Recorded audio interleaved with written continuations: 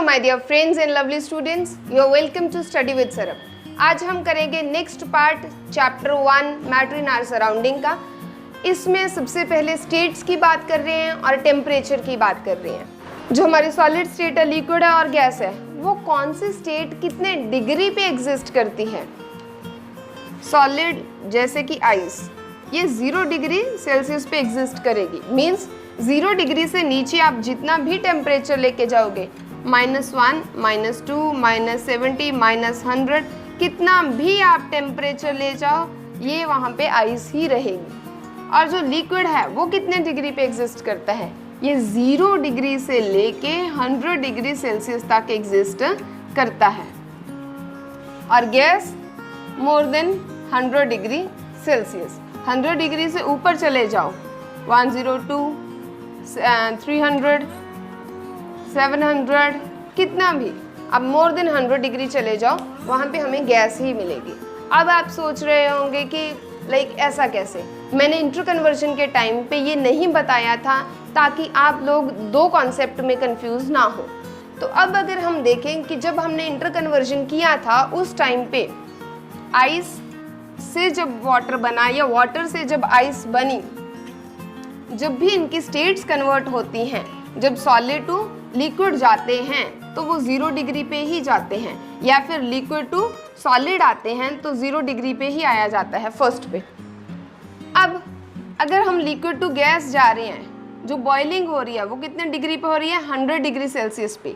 क्या करते हैं, बॉइलिंग कर रहे हैं। आपने सुना भी होगा बॉइलिंग पॉइंट वाटर का 100 डिग्री। मेल्टिंग पॉइंट कितना है, मेल्टिंग पॉइंट हमारा कितना रहता है, 0 डिग्री सेल्सियस।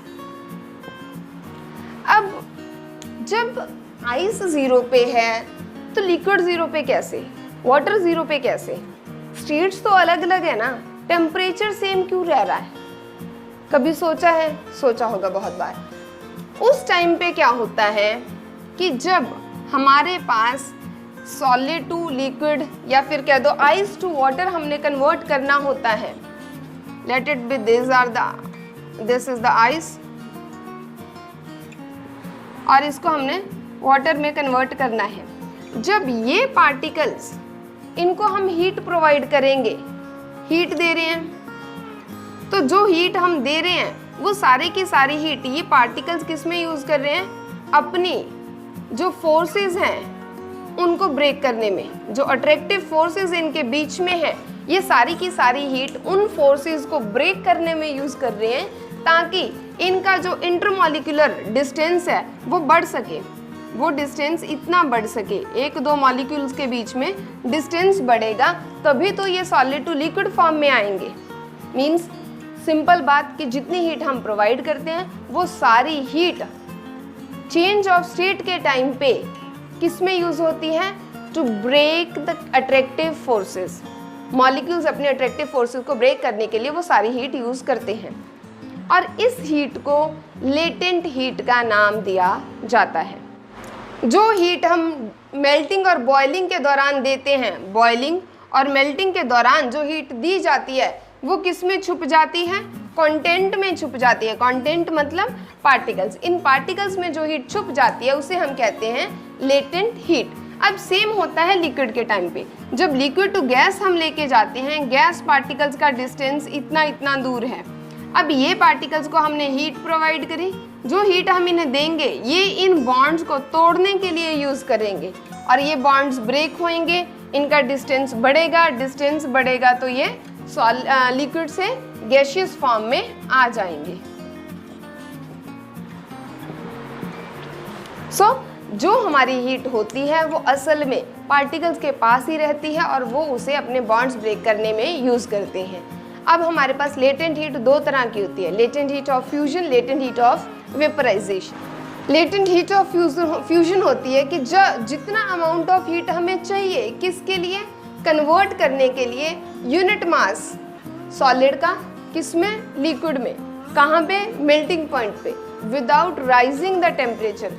टेम्परेचर को चेंज किए बिना जो मेल्टिंग पॉइंट पे 0 डिग्री सेल्सियस पे जितनी हीट हमें चाहिए, 1 यूनिट मास, 1 यूनिट मास मतलब 1 kg ऑफ मास को ice to liquid, ice to water convert करने के लिए जितनी हीट हमें चाहिए उसे कहते हैं latent heat of fusion.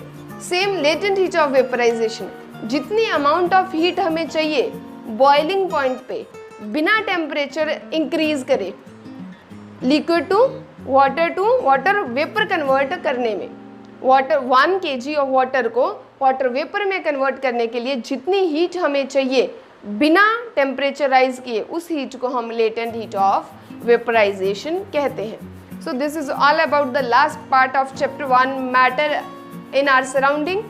I hope आपको ये सारे कॉन्सेप्ट्स क्लियर हुए होंगे और साथ के साथ नेक्स्ट चैप्टर करने के लिए मेरे साथ जुड़े रहिए और हमारा चैनल सब्सक्राइब कीजिए, बेल आइकन ज़रूर हिट कीजिए ताकि जैसे ही वीडियो अपलोड हो आपको नोटिफिकेशन आ जाए। और इस चैनल को शेयर करना मत भूलिए क्योंकि ये आपका चैनल है और जो कॉन्सेप्ट आप समझ रहे हैं आपके दोस्तों को भी हक है उन्हें समझने का। Thank you so much.